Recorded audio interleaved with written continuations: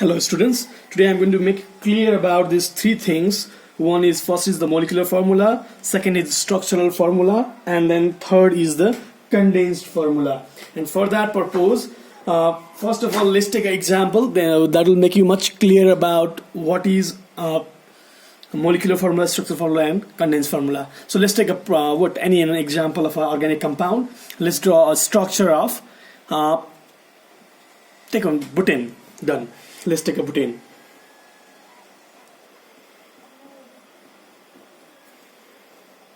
So I'm going to draw the structure of butane. So butane, but there are 3 carbons, so 4 carbons. So 1, 2, 3, 4 carbons.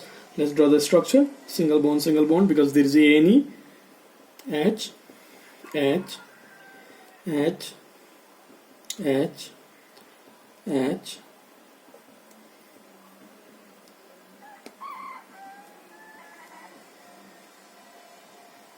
So this is the structure of butane.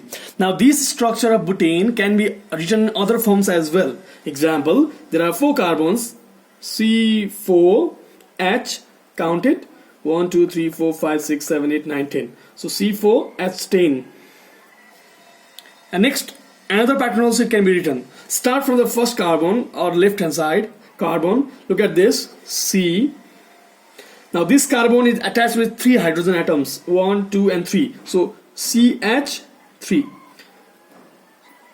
Now there is a bond here, so bond, it is bonding with another carbon here. Now this carbon is attached with 2 hydrogen atoms, so CH2. Again, this carbon is attached with another hydrocarbon, CH2.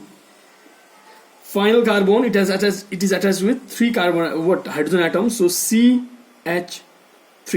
So basically what these three things, molecular formula, structural formula and condensed formula, can be easily explained by this example. Now look at this, what you drew here, what is shown here is, this shows how many atoms are present in the compound and how are they attached with one another. It is a complete form of showing how the molecules in a compound are arranged, and this pattern is called the structural formula.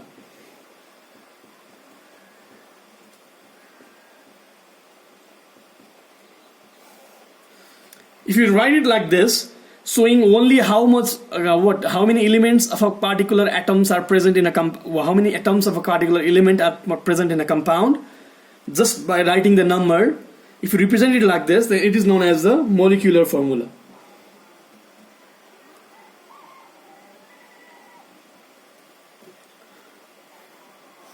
Sometimes what is required is, you cannot only give the molecular formula and you cannot do a complete representation of the structural formula.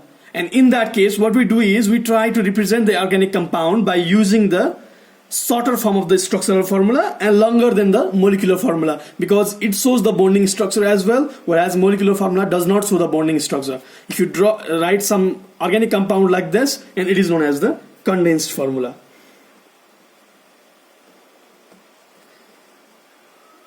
Many times in your SE examination, what is asked is, write the condensed formula is asked, and most of the students usually they get confused with this structural formula and condensed formula. They are not the same thing. You can see structural formula is much more complex compared to the condensed formula. Condensed formula only shows how the major elements, like major carbon atoms, are arranged in a compound by showing the bonds, and remaining is the hydrogen atoms. This is a simple one. It's an alkane example. You can see butane I have drawn. I'll show you one more, that is of alkyl. Let's draw a structure of propyl.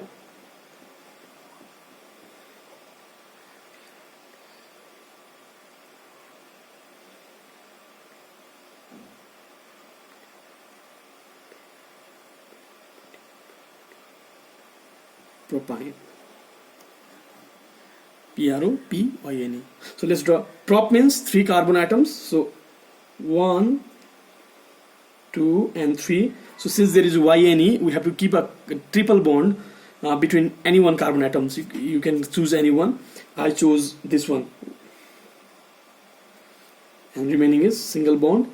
One bond is there, 3 bonds are remaining. Hydrogen, hydrogen, hydrogen. Look at this carbon, all 4 bond together, no addition. And look at this now. I think 1 bond is remaining here, so H. So in this, when you write in molecular formula, what you do, you count the number of carbon, 1, 2, 3. Carbon 3, hydrogen is 1, 2, 3, 4. So C3H4 is the molecular formula of propane. Similarly, if you write it in condensed formula, look at this, start from the left hand side. C, this carbon is getting attached with 1 hydrogen, so CH. Then there is triple bond, draw the triple bond. Next, another carbon, it has no hydrogen attached, so no need to draw. Next, C, there are 3 hydrogen, 1, 2, 3, so C3, CH3. This is of propane. So it is very easy if you take it, if you do not consider it is hard. I'll show you one more of alkene, that is having a double bond. Let's do of pentene. Done.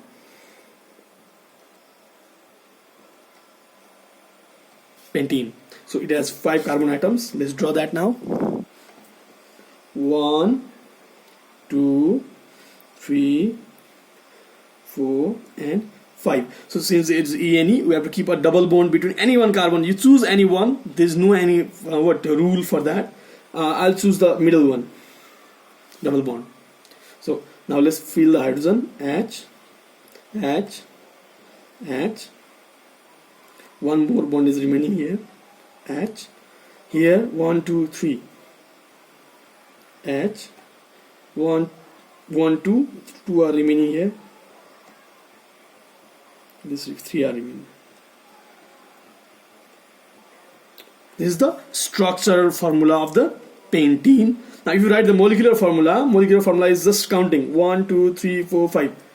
C5 H, it is 10. 1, 2, 3, 4, 5, 6, 7, 8, 9, 10. This is molecular formula. If you write the structural formula, start from the left. This carbon atom, it is attached with 3 hydrogens. So first CH3, then another bond. Next carbon atom, it is attached with 2 carbon atoms, hydrogen atoms. So CH2. Then there is single bond. This carbon atom is attached with single hydrogen. So CH. Then there is double bonding, double bond. This carbon atom CH. Lastly, this carbon atom CH3. So this is the complete structure of the pentene. So look at this example. Usually definitions more than definitions are usually not asked, but what is asked is the condensed formula, writing the condensed formula, structural formula and molecular formula. I hope now you can understand. Thank you.